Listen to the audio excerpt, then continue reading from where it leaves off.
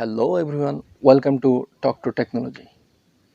যারা নতুন তারা আমাদের চ্যানেলটিকে সাবস্ক্রাইব করে আপনাদের পাশে থাকার সুযোগ করে দিবেন। আজকের ভিডিওতে আপনাদের সাথে আমরা শেয়ার করব ওয়াইফাই রাউটারকে কীভাবে মেনটেনেন্স করবেন। আমাদের এই চ্যানেলে ইতিপূর্বে আমাদের একটি ভিডিও দেওয়া আছে এই বিষয় সম্বন্ধে। একটি ভিডিওর মধ্যে সমস্ত বিষয় নিয়ে আলোচনা করা যায় না, সেজন্য আমরা এই বিষয়ের উপরে একটি দ্বিতীয় ভিডিও করতেছি। আশা করি সম্পূর্ণ ভিডিওটি আপনারা দেখবেন, তাহলে আপনারা জানতে পারবেন আপনার বাড়িতে থাকা ওয়াইফাই রাউটারটিকে আপনি কীভাবে মেনটেনেন্স করবেন। তো চলুন তাহলে আর কথা না বেরিয়ে শুরু করি আজকের ভিডিও।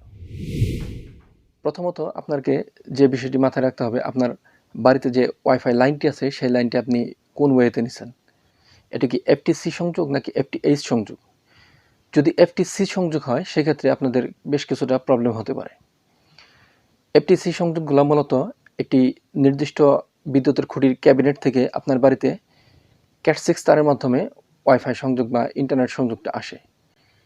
এই লাইনগুলোতে কিন্তু যে কেবলগুলো ইউজ করা হয়, এই কেবলগুলো কিন্তু কপারের তৈরি হয়, এবং এই যে ক্যাট 6 কেবলগুলো, এই কেবলগুলোর উপরে যদি থান্ডারস্টর্ম হয় বা বজ্রপাত হয়, তাহলে এই কপারের কেবলগুলোর ভিতর দিয়ে হাই ভোল্টেজ ইলেকট্রিসিটি কিন্তু আপনার রাউটারের ভিতরে ওয়াইন পোর্টের মাধ্যমে প্রবেশ করবে।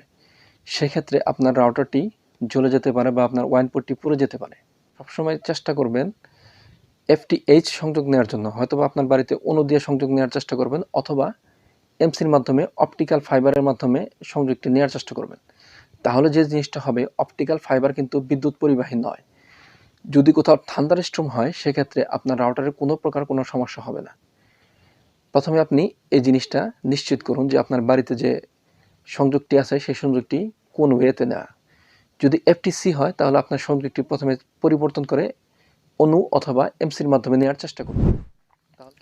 দ্বিতীয় যে বিষয়টি সেটি হচ্ছে, আপনার রাউটারের যে পাওয়ার ব্রিকটা লাগাইছেন সেটি আপনি সকেটের মধ্যে কতটুকু স্ট্রংভাবে লাগিয়ে রাখছেন। এই বিষয়টি কিন্তু খুবই গুরুত্বপূর্ণ।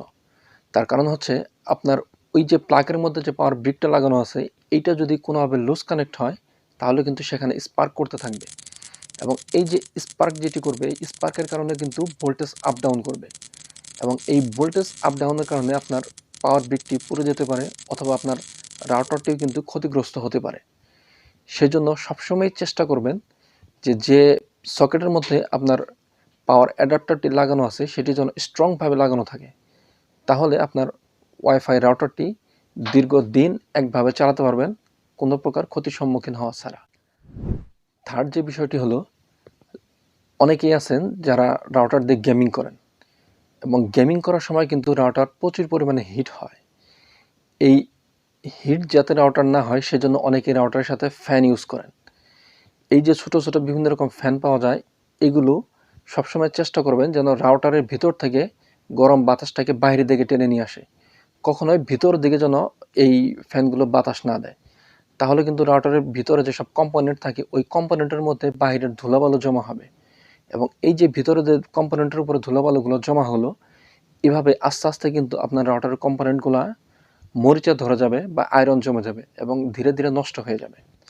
সবসময় চেষ্টা করবেন যে আপনার রাউটারের সাথে যদি কোনো কুলিং ফ্যান ইউজ করেন, সেই ফ্যানটি যেন ভিতরে বাতাসটাকে টেনে বাইরের দিকে নিয়ে আসে, তাহলে বাইরের ধুলাগুলো সহজে রাউটারের ভিতরে প্রবেশ করতে পারবে না। যারা রাউটার পরিষ্কার করতে চান তারা চেষ্টা করবেন, বাজারে বিভিন্ন রকম রং করার ব্রাশ পাওয়া যায় ছোটো ছোটো, এবং এই ধরনের একটি রং করার ব্রাশ কিনে নিয়ে আসবেন। এই ব্রাশ দিয়ে সহজে আপনি রাউটারের যেসব ভেন্ট থাকে এই ভেন্টগুলোর মধ্যে খুঁচিয়ে খুঁচিয়ে পরিষ্কার করতে পারবেন, এবং রাউটারের যে ইথারনেট পোর্টগুলো থাকে সেই পোর্টগুলোকেও এই ব্রাশ দিয়ে চেষ্টা করবেন পরিষ্কার করার জন্য। তার কারণ হচ্ছে, এই ব্রাশ দিয়ে আপনি যদি পরিষ্কার করেন তাহলে সহজেই ময়লাগুলো বাইরের দিকে বের হয়ে আসবে, আর যদি আপনি ফু দেওয়ার চেষ্টা করেন তাহলে কিন্তু ময়লাগুলো আরও ভিতরের দিকে প্রবেশ করবে। এটি কিন্তু রাউটারের জন্য একটি ক্ষতিকর বিষয়। এই জন্য চেষ্টা করবেন ব্রাশ দিয়ে ময়লাগুলো পরিষ্কার করার জন্য। আর যারা রাউটারকে খুলতে পারেন বা ইলেকট্রনিক্স ডিভাইসগুলো খোলার যাদের দক্ষতা আছে, তারা সহজে রাউটারকে খুলে ওই ব্রাশ দিয়ে ভিতরে কম্পোনেন্টগুলো ধীরে ধীরে পরিষ্কার করে ফেলবেন। এতে করে আপনার রাউটারের স্থায়িত্ব বৃদ্ধি পাবে। আরেকটি গুরুত্বপূর্ণ বিষয় হলো, অনেকেই কী করেন, ভিজা ন্যাকড়া বা ভিজা কোনো কিছু দিয়ে রাউটারকে মোছার চেষ্টা করেন। এই জিনিসটা কখনো করবেন না। কারণ হচ্ছে, ভিজা যেসব জিনিসগুলো আছে এগুলো থেকে কিন্তু পানি আপনার রাউটারের ভিতরে কম্পোনেন্টে প্রবেশ করতে পারে। সেক্ষেত্রে কিন্তু আপনার রাউটারে ধীরে ধীরে বিভিন্ন কম্পোনেন্টের মধ্যে আয়রন চলে আসতে পারে বা মরিচা ধরে যেতে পারে। সেজন্য কখনোই ভিজা ন্যাকড়া বা ভিজা কোনো কিছু দিয়ে রাউটারকে ঘষা মাজা করবেন না বা মোছার চেষ্টা করবেন না। এটি কিন্তু রাউটারের জন্য খুবই ক্ষতিকর। আপনারা সবসময় চেষ্টা করবেন শুকনো কোনো জিনিস দিয়ে বা শুকনো কোনো ন্যাকড়া দিয়ে রাউটারকে পরিষ্কার করে ফেলার জন্য। আরেকটি গুরুত্বপূর্ণ বিষয় হলো আপনারা সবসময় চেষ্টা করবেন রাউটারের যে ফার্মওয়্যার ভার্সনটি আছে এটি সবসময় আপ টু ডেট রাখার জন্য।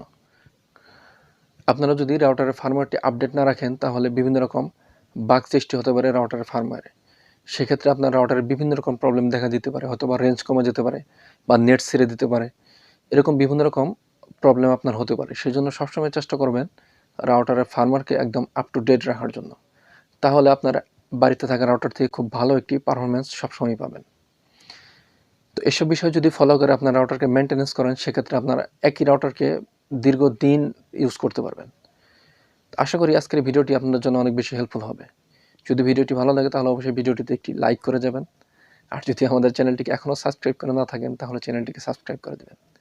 দেখা হবে পরবর্তীতে নতুন কোনো ভিডিওতে। সেই পর্যন্ত আপনারা অনেক বেশি ভালো থাকুন। আল্লাহ হাফেজ।